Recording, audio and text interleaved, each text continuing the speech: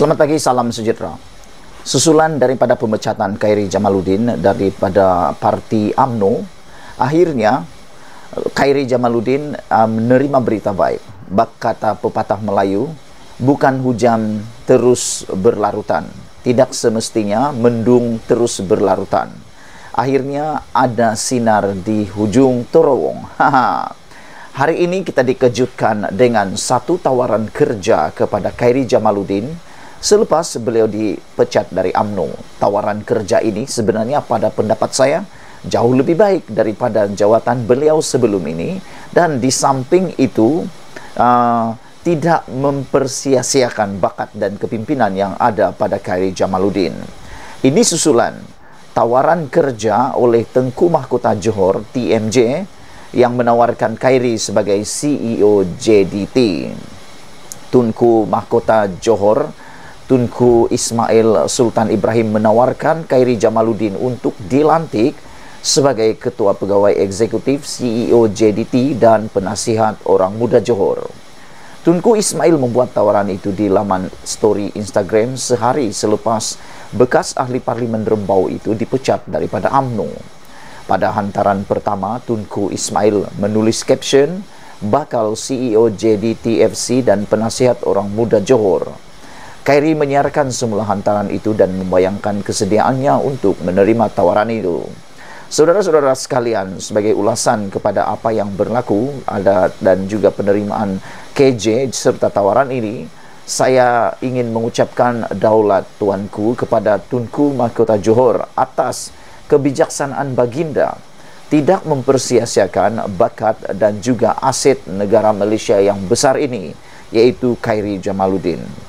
Sekiranya Khairi dibuang begitu saja, segala hikmat, segala pengalaman dan segala kebolehan Khairi mungkin akan terkubur. Namun demikian, dengan kebijaksanaan Tunku Mahkota Johor ataupun TMJ, maka saya pasti bukan saja anak-anak muda di Johor akan mendapat laba ataupun kebaikan manfaat daripada perkara ini, namun pasukan JDT, bola sepak JDT juga saya pikir akan melonjak lebih naik, lebih tinggi lagi. Kerana kita tahu Khairi Jamaluddin pernah menjadi menteri untuk Kementerian Belia dan Sukan.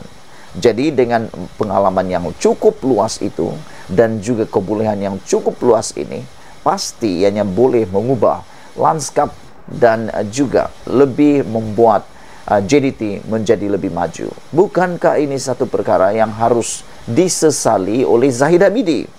Saya pikir apabila perkara ini berlaku, ini menunjukkan bahawa sangat ramai yang menyayangi Khairi Jamaluddin berbanding dengan orang yang mahu mematikan karier politik Khairi Jamaluddin.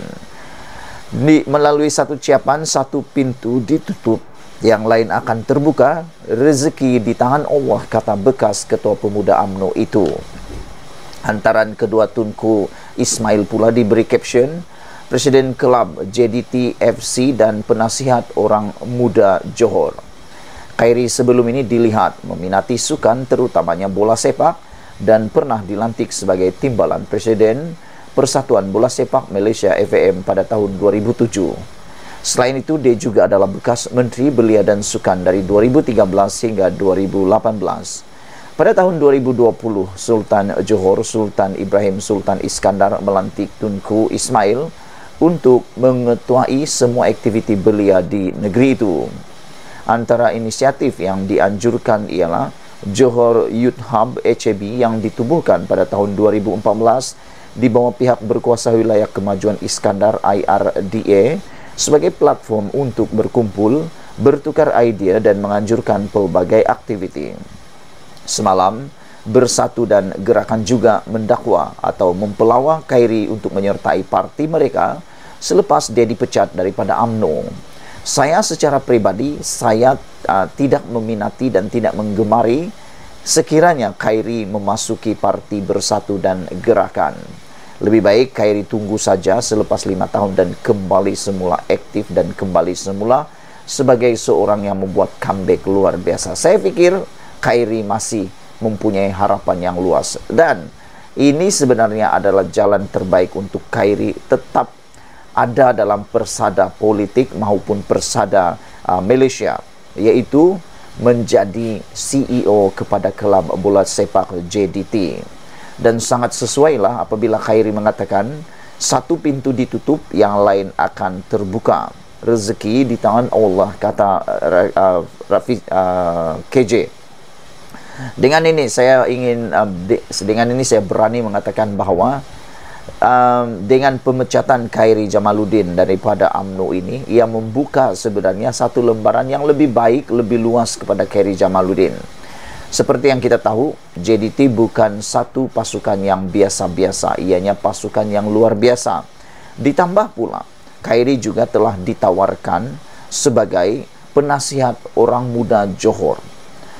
Saya rasa ini adalah satu perkara yang sangat baik untuk Malaysia.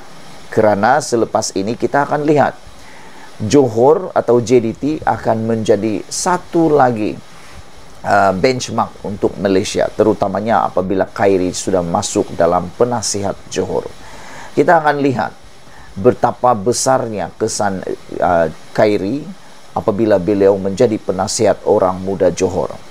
Dengan ini, maka seluruh rakyat Malaysia akan dapat melihat betapa Khairi adalah satu kerugian besar kepada parti UMNO. Itu sebabnya sejak kemarin saya kata mungkin Zahid harus menyesali keputusan beliau memecat Khairi Jamaluddin. Bagi orang-orang yang lain yang digantung dan dipecat seperti Noh Omar, suara untuk mempelawa beliau tidaklah sekuat mana.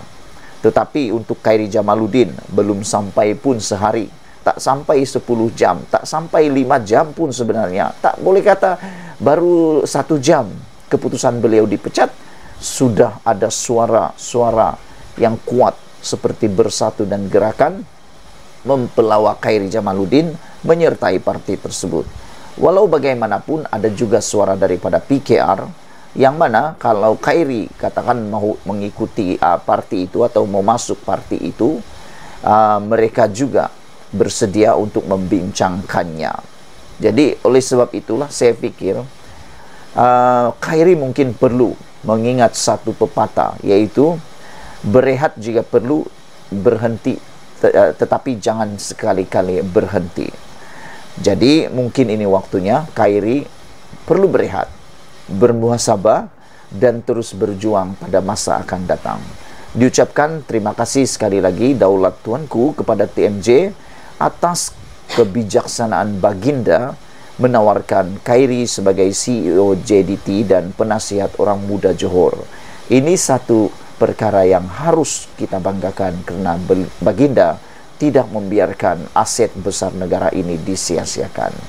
Sekian dulu untuk kali ini. Jangan lupa tinggalkan komen Anda, tekan butang subscribe. Tekan butang subscribe itu percuma. Malaysia kita punya, kita jaga sama-sama. Cintai Malaysiaku. Bye-bye.